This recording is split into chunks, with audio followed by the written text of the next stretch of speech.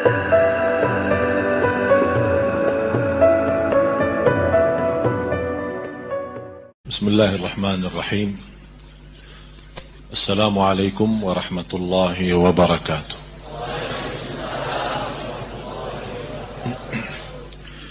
Innal hamdalillah nahmaduhu wa nasta'inuhu wa nastaghfiruh wa na'udzu billahi min shururi anfusina wa min sayyiati a'malina.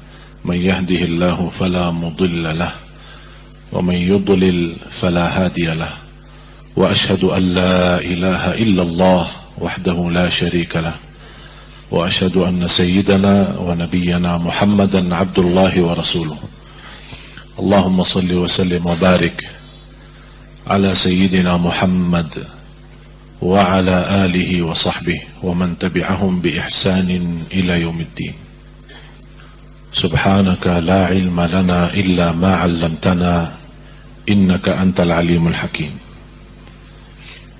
Maha suci Allah, Maha suci Allah, saya tidak mempunyai ilmu apa-apa, hanya saja apa yang diberikan oleh Allah subhanahu wa ta'ala. Salah satu amalan yang saya ingin, selain apa yang saya sampaikan, amalan ini mohon diberikan perhatian lebih banyak. Sederhana, mudah, tapi manfaatnya luar biasa. Amalan itu adalah bersalawat kepada Nabi Muhammad sallallahu alaihi wasallam.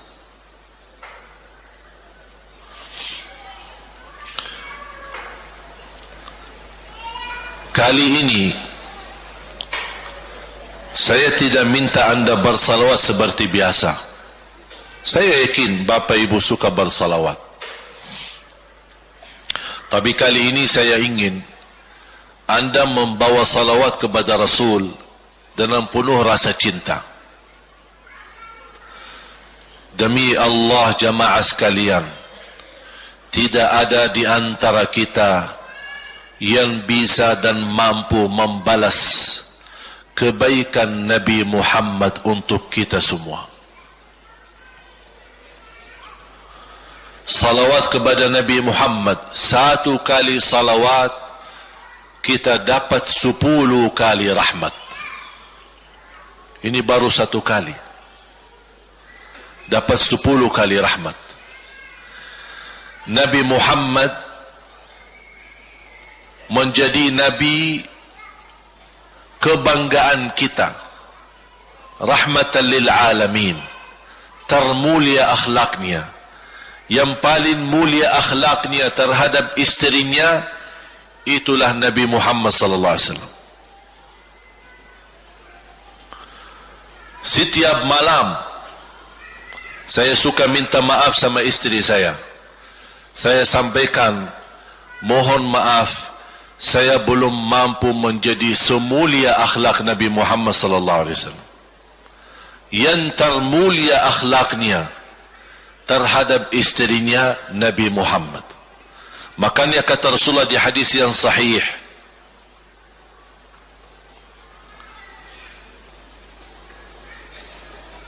ahsanun nasi akhlaqan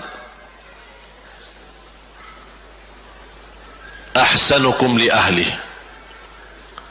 Yang paling laki-laki yang termulia adalah laki-laki yang termulia akhlaknya terhadap istrinya. Dan Rasul juga bersabda, dan akulah yang termulia terhadap istri-istriku. Nabi Muhammad itu bukan hanya dengan salawat kita dapat 10 kali rahmat, tapi kita dengan bersalawat kepada beliau dijamin kita dapat syafaat beliau di hari kiamat. Bahasa syafaat yang kita semua sudah tahu, semua berkeinginan mendapatkan syafaat, dan semua berdoa mengharapkan syafaat Nabi Muhammad sallallahu alaihi wasallam. Tapi Bapak Ibu, belum tahu sejauh mana kemuliaan syafaat yang kita tunggu yang diberi nanti oleh Rasulullah SAW. Syafaat Nabi Muhammad sallallahu alaihi wasallam adalah langkah yang kita harapkan, bukan hanya umat Islam, bahkan seluruh umat, Yahudi, Nasrani, Buddha, Hindu, seluruh manusia di hari kiamat mengharapkan syafaatnya yang disebut dalam hadis Asy-Syafa'atul Kubra, syafaat yang paling agung yang Allah izinkan Nabi Muhammad untuk diberi kepada seluruh manusia, yang Islam maupun yang tidak Islam. Karena di saat hari kiamat seluruh makhluk Allah Subhanahu wa ta'ala, seluruh manusia, bahkan bangsa jin, semuanya berdiri habis dibangkit oleh Allah Subhanahu wa ta'ala, semuanya berdiri di hadapan Allah menunggu hisab dimulai lebih dari 50.000 tahun. Bisa enggak terbayang berdiri berapa lama? 50.000 tahun. Dan semuanya keadaan laki dan perempuan sebagaimana baru dilahirkan. Bisa enggak Bapak Ibu terbayang?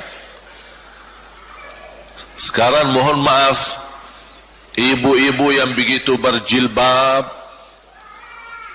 pakaiannya yang rapi dan sopan, Masya Allah, tertib, bersih, make up, cerah mukanya, bisa menarik perhatian. Betul enggak? Bagaimana di hari kiamat? Semuanya di satu tempat, disamakan, laki sama perempuan, campur, dan semuanya dalam keadaan sebagaimana baru dilahirkan, tidak berpakaian apa-apa. Ketika Rasul menceritakan kepada Siti Aisyah pun kaget. Ya Rasulullah, laki dan perempuan sama-sama. Kefikiran Siti Aisyah kemana? Malu dilihat oleh orang.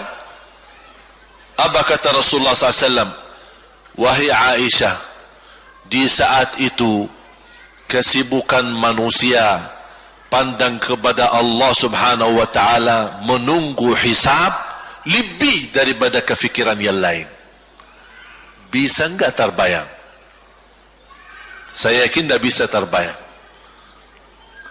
Mohon maaf, apapun kesibukannya, biarpun dahsyat yang menarik perhatian, tetap ada kesempatan masih cuci mata. Betul enggak?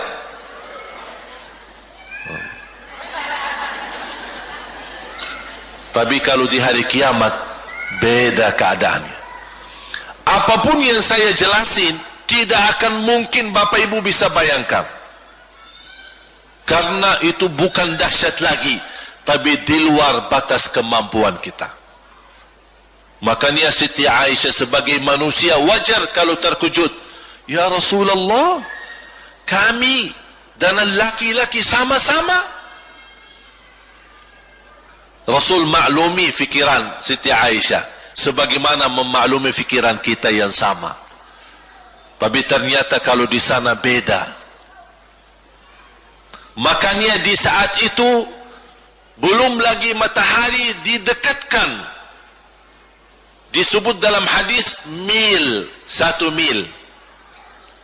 Di dalam satu hadis 1 mil adalah, kalau untuk dalam mata itu kan berapa ukurannya? Berapa senti ya? Sangat kecil. Betul? Kalau dalam bahasa Arab itu namanya mil. Berarti ukuran nanti di hari kiamat kita berdiri 50.000 tahun dan mataharinya dekat seperti ini. Di riwayat mil bukan yang itu maksud, tapi adalah ukuran perjalanan 1 mil. Kira-kira 1 mil cukup jauh? Sama. Kurang lebih berapa kilo? 1,5 kilo? Ya, kurang lebih 1,5 kilo. Sekarang jutaan kilometer kita merasa panas. Sudah ada AC, sudah ada kipas, sudah ada ujang, sudah ada ini, tapi merasa begitu panasnya. Itu jutaan kilometer. Bagaimana kalau 1,5 kilo? Makanya Rasul menggambarkan nanti di hari kiamat, yang biasa di dunia kalau kita keringat dari atas ke, kalau di hari kiamat terbalik. Keringat kita dari bawah ke atas. Ini tergantung dosa kita. Kata Rasulullah, ada yang keringatnya sampai ke mata kaki, ada yang sampai ke lutut, ada yang sampai ke paha, ada yang sampai ke perutnya, ada yang sampai ke dadahnya, ada yang sampai ke lehernya, bahkan ada yang sampai merasa sudah sesak nafas, ingin melamatkan diri supaya tidak tenggelam di dalam keringatnya sendiri. Dalam keadaan itu 50.000 tahun. Di situ manusia sudah merasa gelisah, sudah cukup merasa tersiksa. Semua larinya, penolong siapa yang bisa menolong kita? Kita minta tolong kepada siapa yang bisa menyampaikan hajat kita kepada Allah supaya mulai hisab, karena sudah kita tidak kuat lagi. Semuanya larinya kepada Nabi, Nabi Adam, Nabi Ibrahim, Nabi Nuh, Nabi Musa, Nabi Isa. Semuanya jawab yang sama, nafsi, nafsi, Allahumma sallim, sallim. Ya Allah, selamatkan diriku sendiri. Tak ada yang urus anak, istri, suami, keluarga, apalagi manusia lain. Sama keluarganya saja dia lari. Tak ada. Nafsi, nafsi, diri sendiri, ya Allah selamatkan. Diri sendiri, ya Allah selamatkan. Diri sendiri, ya Allah selamatkan. Nabi Adam jawab begitu. Suruh, barangkali Nabi Nuh bisa bantu kalian. Datang kepada Nabi Nuh, nafsi, nafsi, Allahumma sallim, sallim. Datang kepada Nabi Musa, nafsi, nafsi, Allahumma sallim, sallim. Datang ke Nabi Isa, nafsi, nafsi, Allahumma sallim, sallim. Sampai terakhir Nabi Isa berkata, ada satu, saya rasa dan yakin dialah yang bisa memberi bantuan. Dia tunjukkan, itu dia, namanya Muhammad sallallahu alaihi wasallam. Bayangkan semua manusia ini aja sekarang yang masih hidup berapa miliar, kita tidak bisa dihitung berapa jumlah penduduk bumi. Bayangkan dengan umat terdahulu semua dikumpulkan dan semua menarah satu arah kepada Nabi Muhammad, minta tolong, ya Rasulullah, ya Muhammad, ya Habib Allah, tolong syafaatkan. Barangkali dengan bantuanmu, doamu, syafaatmu bisa ini mulai dihisab supaya terselesai siksa yang kita hadapi. Begitu mereka datang, apa jawab Rasulullah SAW? Allahumma sallim, sallim, ummati, ummati. Ya Allah selamatkan umatku, umatku.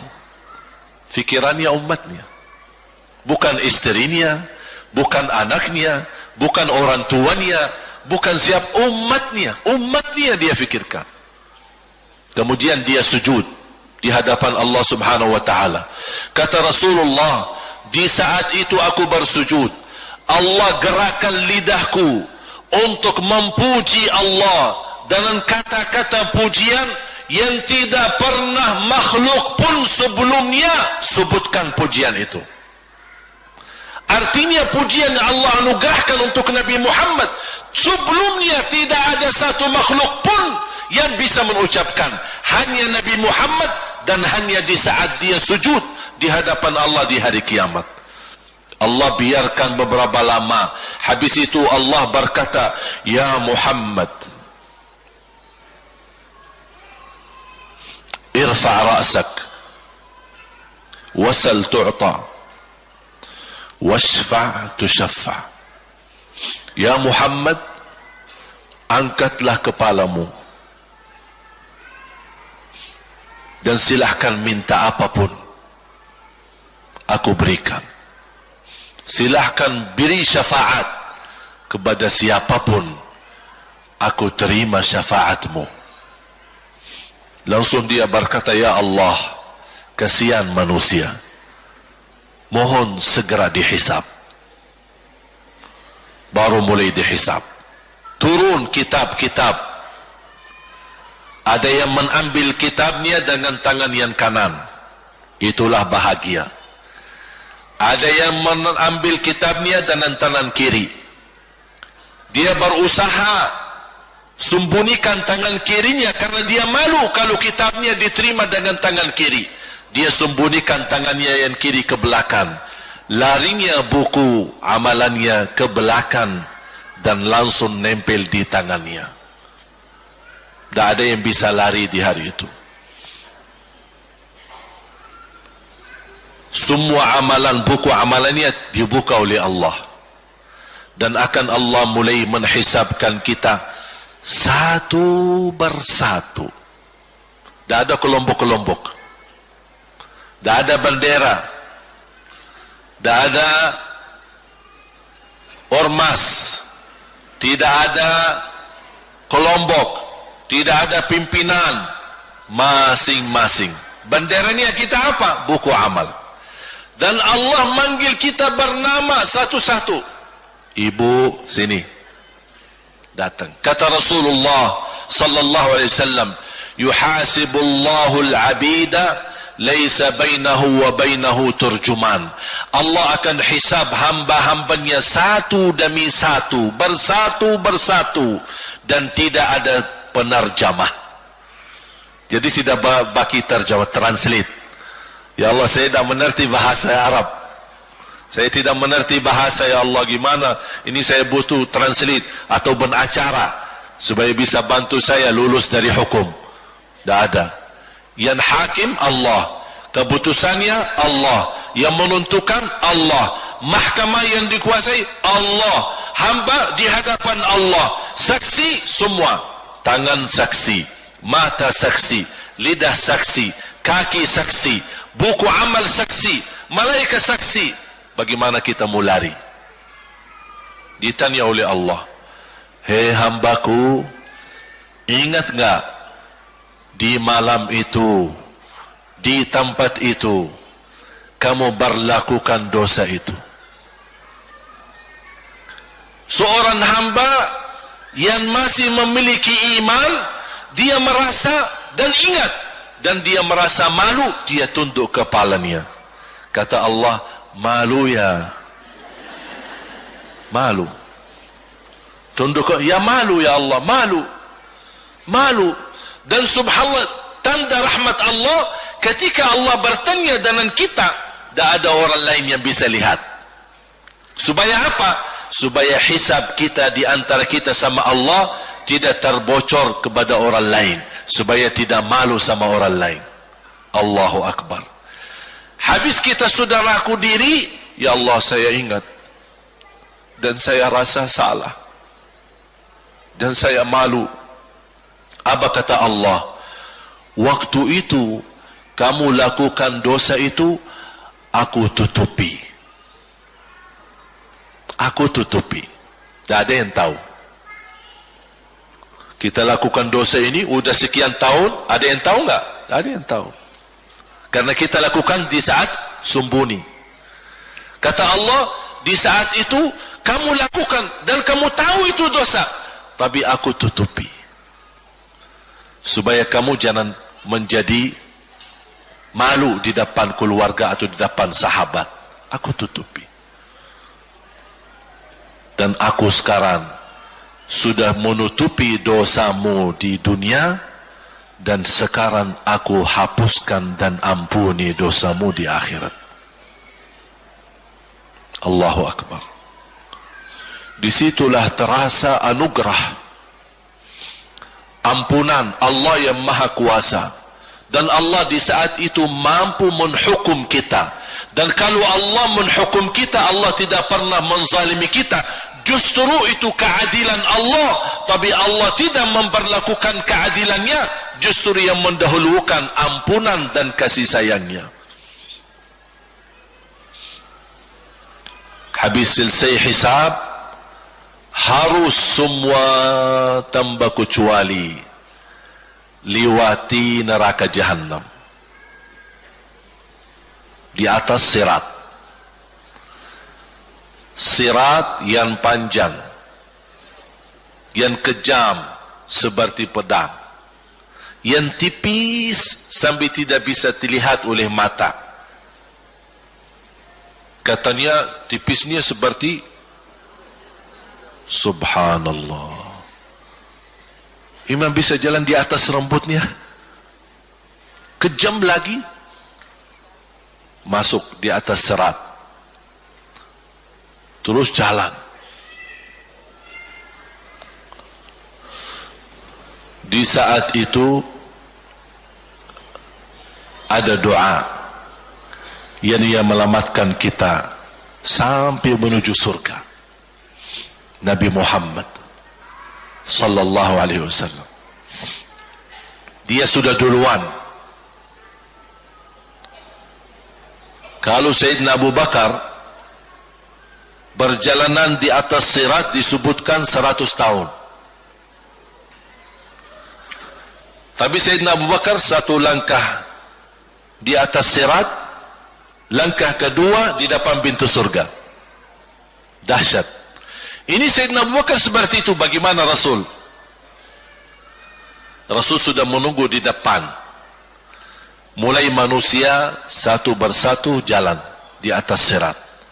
Dan Rasul di saat itu sibuk berdoa, Allahumma sallim sallim, ya Allah selamatkan umatku, ummati ummati, ummati ummati, sampai mereka terselesai. Sampai di situ saja. Sebelum masuk surga ada berita gembira untuk umatnya Nabi Muhammad sallallahu alaihi wasallam. Tidak boleh ada yang masuk surga harus berjumpa dengan beliau dulu, tatap muka, dan disediain minum yang disebut air Al-Kautsar, dan di situ banyak gelas. Tinggal kita ambil gelas dan minum. Begitu kita mau ambil gelas dan minum, datang Rasul, jangan kamu minum langsung dari tanganku sendiri. Barang siapa yang minum dari tanganku tidak akan haus selama-lamanya. Allahu Akbar. Di situ terasa kemuliaan. Begitu kebahagiaan kita bertemu dengan Nabi Muhammad dan bisa langsung minum dari tangan Nabi Muhammad sallallahu alaihi wasallam. Bukan hanya begitu saja, bahkan Nabi Muhammad memegang tangan kita, mengajak kita masuk 8 pintu surga. Ada 8 pintu. Rasul bersabda, 1 pintu luasnya seperti antara langit dan bumi. 1 pintu antara langit dan bumi luasnya. Dan kata Rasulullah, di saat itu akan manusia gesa-gesaan untuk masuk surga. Itu tanda apa? Banyak yang akan masuk. Mudah-mudahan kita terhitung dari yang banyak. Begitu ahli surga masuk, kira-kira Rasul berhenti? Ahli surga sudah masuk, sudah aman? Tidak. Rasul balik lagi, keluar dan menuju dari langkah sirat yang pertama, melihat ada enggak ternyata ada di antara umatnya yang tersisa yang dosanya terlalu banyak, gesa-gesaan di jalan, merangkak di jalan sampai jatuh di dalam neraka. Rasul mana mereka? Masuk ke neraka. Kata Allah subhanahu wa ta'ala, melihat keadaan Nabi Muhammad SAW, apa yang dibutuhkan lagi? Kata Rasul, ya Allah, saya tidak akan puas masuk surga sampai hamba-hambamu yang ada di neraka, umatku, diselamatkan. Allah subhanahu wa ta'ala mengizinkan Nabi Muhammad keluarkan dari neraka. Dia keluarkan. Sudah cukup ya Nabi Muhammad? Tidak cukup ya Allah, masih ada lagi. Diambil lagi, dikeluarkan, diambil lagi, dikeluarkan. Artinya dari umat Nabi Muhammad yang masih banyak dosanya, yang masih banyak kelewatannya sama Rasulullah, yang tidak pantas memberi kemuliaan kepada Rasulullah SAW, dapat pula syafaatnya Nabi Muhammad. Yang tidak pernah memberi tanda sayang dan cinta kepada Rasul, dapat rasa sayang dan cinta Nabi Muhammad SAW. Sambil kata malaikat Jibril, demi Allah saya melihat Nabi Muhammad mengambil manusia dari neraka Jahannam, diselamatkan dari siksa dan membawa mereka ke surga. Kata malaikat Jibril, sambil aku kira tidak ada lagi yang tersisa di neraka Jahannam, saking banyaknya yang dikeluarkan oleh Rasul. Itu syafaat Rasul sallallahu alaihi wasallam. Oleh karena itu jamaah sekalian, ini yang saya ceritakan. Saya mohon kalau anda lagi bersalawat, ingat itu semua. Nabi Muhammad bukan Nabi yang biasa. Nabi Muhammad adalah Nabi yang penolong kita nanti di hari kiamat. Seandainya kita masuk neraka Jahannam, masih ada harapan kita dapat syafaat Nabi Muhammad sallallahu.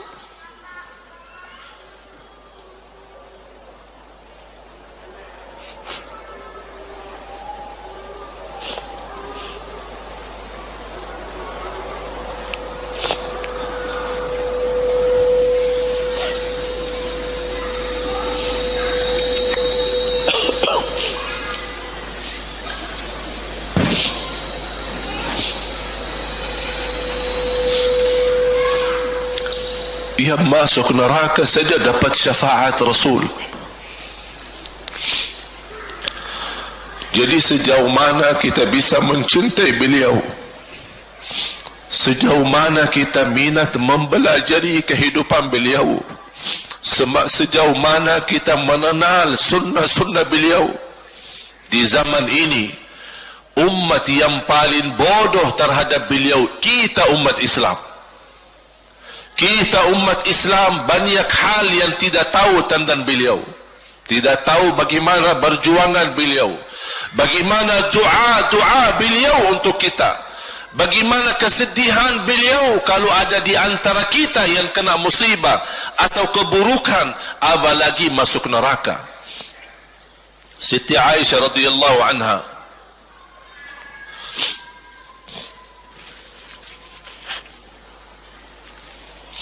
Siti Aisyah radhiyallahu anha pernah minta sama Rasul doa. Ya Rasulullah, tolong doakan saya. Rasul mendoakan, Allahumma ighfir li Aisyah ma taqaddama min dhanbiha wa ma ta'akhkhar, ma qaddamat wa ma akharat, wa ma asarrat wa ma a'lanat. Ya Allah, ampunilah dosa-dosa istriku Aisyah, dosa yang lama, dosa yang baru, dosa yang terang-terangan maupun dosa yang tersembunyi.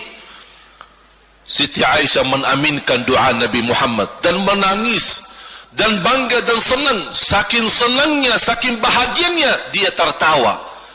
Sambil Rasul melihat Siti Aisyah. Senang wahai Aisyah? Apakah kamu senang dengan doaku? Kata Siti Aisyah, bagaimanakah aku tidak senang? Aku justru merasa bahagia dengan doamu untukku ya Rasulullah. Apa kata Rasul? Ketahuilah wahai Aisyah, ketahuilah doaku yang baru ini untukmu, itulah selalu doaku untuk umatku di setiap salat. Itu doa Nabi kita buat kita. Setiap beliau salat mendoakan kita, ya Allah ampuni dosa umatku, dosa yang lama, dosa yang baru, dosa yang sembunyi, dosa yang terang-terangan. Setiap salat itu doa Nabi kita Nabi Muhammad SAW untuk kita semua. Apa yang diminta oleh Rasul? Rasul tidak minta banyak dari kita. Salah satu yang diminta oleh Rasul dan memohon satu itu berbanyak, itu satu-satunya yang Rasul minta banyak. Selain itu Rasul tidak pernah minta banyak. Satu-satunya Rasul minta banyak. Apa? Salawatlah kepadaku, berbanyaklah salawat kepadaku. Mengapa Rasul minta berbanyaklah salawat kepadaku? Kenapa tidak minta amalan yang lain untuk dibanyakkan salawat atau amalan yang lain? Mengapa hanya salawat? Rasul berpesan berbanyaklah salawat kepadaku karena Rasul tahu dengan kita berbanyak salawat kita akan dijamin dapat syafaat beliau, dan itulah beliau yang diinginkan. Bukan hanya dapat syafaat, bahkan Rasul sendiri bersabda, aqrabukum minni majlisan yaumal qiyamah, yang paling dekat kepadaku hari kiamat, yang paling banyak salawat kepadaku.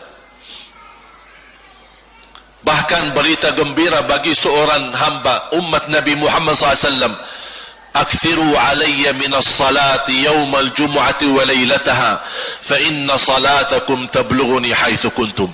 Ini keistimewaan khusus, kelebihan amalan yang utama, bahkan yang terutama di hari Jumaat dan di malam Jumaat, fokus hanya bersalawat kepada Rasul. Mengapa? Karena Rasul yang berpesan, Rasul yang minta. Rasul berpesan, berbanyaklah salawat kepadaku malam Jumat dan hari Jumat. Mengapa ya Rasulullah khusus hari Jumat dan malam Jumat? Karena salawat kalian Allah sampaikan kepadaku. Kata guru saya, barang siapa yang ingin Rasul kenal dengan dia, berbanyaklah salawat kepada beliau, karena langsung nama kita akan sampai. Ya Rasulullah, ini salawat bapa dan ibu dari Bandung, kan sampai. Ada riwayat, ada malaikat khusus tugasnya setiap kita bersalawat dibawa kepada Rasulullah sallallahu alaihi wasallam. Allahu akbar. Bahkan ada orang bertanya kepada guru saya, Syekh Muhammad ibn Mukhtar Asy-Syanqiti, dan beliau masih hidup. Subhanallah, ketika di salah satu pertanyaan di majlis ta'lim di Masjid Nabawi, ada orang bertanya, mana yang lebih diutamakan di hari Jumat? Banyak baca Quran atau banyak salawat? Kita milih yang mana? Beliau menjawab dengan jelas, dengan tegas, di hari Jumat dan malam Jumat lebih utama banyak salawat daripada banyak baca Quran. Mengapa? Karena kata beliau, karena itulah permintaan Rasul sendiri. Berbanyaklah salawat kepadaku di hari Jumat dan di malam Jumat. Dan banyak riwayat yang lain. Kalau saya sebutin manfaat, keutamaan salawat kepada Rasul, lebih daripada 100 manfaat. Menghilangkan kesusahan, memberi kemudahan lunasi hutang, menyembuh penyakit, menjamin ampunan dosa, mendapat 10 rahmat, mendapatkan syafaat Rasul, posisi kita semakin mulia. Setiap kali kita salawat semakin naik darajat kita. Barang siapa yang salawat kepadaku 10 kali, dapat 10 kebaikan, dapat 10 rahmat, dihapus 10 kejahatan, dan naik 10 darajat, dan di akhirat dapat syafaatku. Luar biasa. Hadis yang terakhir, Ubay bin Ka'ab radhiyallahu anhu berkata, ya Rasulullah, aku suka berdoa karena salawat, arti salawat adalah doa. Arti salawat doa. Ya Rasulullah, aku suka berdoa, berapa dari doaku saya jadikan untukmu? Artinya berapa persen, ya? Kalau bahasa kita, berapa persen kira-kira? Kalau misal saya doa 10 menit, berapa menit untuk Rasul dan yang sisanya buat aku? Contoh, aku kalau berdoa, ya Allah ampuni dosaku, ya Allah murahkan rezeki, sembuhkan penyakit, Allahumma salli ala Muhammad wa ala ali Muhammad. Berarti lebih banyak untuk diri kita, baru untuk Rasul. Sahabat itu ya Rasulullah bertanya, ya Rasulullah, berapa bagian dalam doaku saya jadikan untukmu? Apa kata Rasul? Kata Rasulullah SAW, ma syi'ta wa in zitta fa huwa khairul lak. Ya terserahmu. Mau doa bagaimana untukku? Ya terserahmu. Tapi semakin banyak untukku, semakin banyak manfaatnya untukmu. Apa kata sahabat? Ya Rasulullah, saya akan jadikan separuh doaku hanya salawat kepadamu. Artinya kalau saya doa 10 menit, 5 menit salawat dan 5 menit doa untuk diriku sendiri. Apa kata Rasulullah? Terserahmu. Wa in zitta fa huwa khairul lak. Kalau kamu berani tambah, itu jauh lebih baik untukmu. Tawar menawar sama Rasulullah SAW, sampai di ujung hadis beliau berkata, ya Rasulullah, saya janji doaku semuanya untukmu. Artinya apa? Kalau dia angkat tangan berdoa, tidak satu pun minta buat dirinya. Bismillahirrahmanirrahim. Allahumma salli ala Muhammadin wa ala ali Muhammad. Allahumma salli ala Muhammadin wa ala ali Muhammad. Allahumma salli. Sampai selesai. Tidak minta ampunan, tidak minta rezeki, tidak minta sehat, tidak minta keturunan, tidak minta apa-apa. Hanya fokus dengan salawat.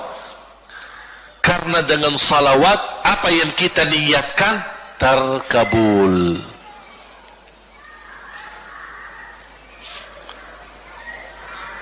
Saya dapat dari guru saya, nanti saya akan ceritakan bagaimana cara berdoa. Kata sahabat, ya Rasulullah, saya akan jadikan doaku hanya salawat kepadamu. Apa jawab Rasulullah SAW? Idzan taf'al yukfa hammuk wa yughfaru dhanbuk wa tuqda hajatuk. Kalau kamu lakukan hanya doamu, hanya salawat kepadaku, akan dihilangkan segala kesusahan, diampuni segala dosa, dan dikabulkan segala hajat. Kata ulama, apa yang diharapkan oleh manusia? Hidup di dunia tambah susah, dan hidup di akhirat tambah dosa. Betul? Itulah kita dapat dengan salawat kepada Nabi Muhammad SAW. Berdoa, ketika anda berdoa, contohnya seperti ini. Setiap anda berdoa, biasa mulai dalam bismillah dan memuji Allah Subhanahu wa ta'ala. Cukup satu kata memuji Allah dalam segala pujian, alhamdulillahi rabbil alamin. Segala puji bagi Allah. Ini mewakili semua pujian yang lain. Asmaul husna, segala sifat agung, segala kemuliaan diwakili oleh satu kata, alhamdulillahi rabbil alamin. Kata sederhana, kata tidak terlalu panjang, tapi maknanya sangat luas. Oleh karena itu boleh diulangi berkali-kali, alhamdulillahi rabbil alamin, alhamdulillah, sampai benar-benar merasa di hati.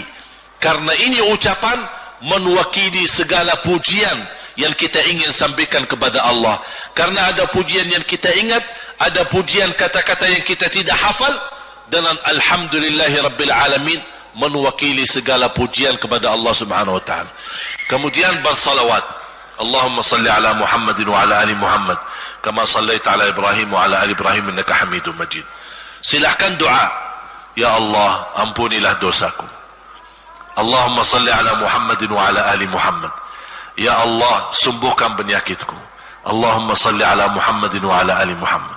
Ya Allah berikan kepada aku anak yang salih-salihah. Allahumma salli ala Muhammadin wa ala ali Muhammad.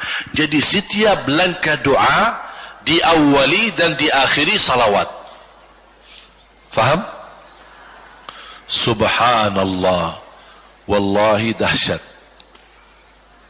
Saya tidak bisa cerita apa lagi. Mau cerita apa lagi? Wallahi dahsyat. Saya tidak pernah istiqamah menamalkan doa seperti ini. Alhamdulillah selalu terkabul. Bahkan nyata Allah kasih. Udah selesai. Wallahi jamaah sekalian, salawat kepada Nabi Muhammad bukan budaya, bukan kebiasaan, tapi amalan yang sangat manfaat buat keselamatan kita, kebahagiaan kita di dunia maupun di akhirat.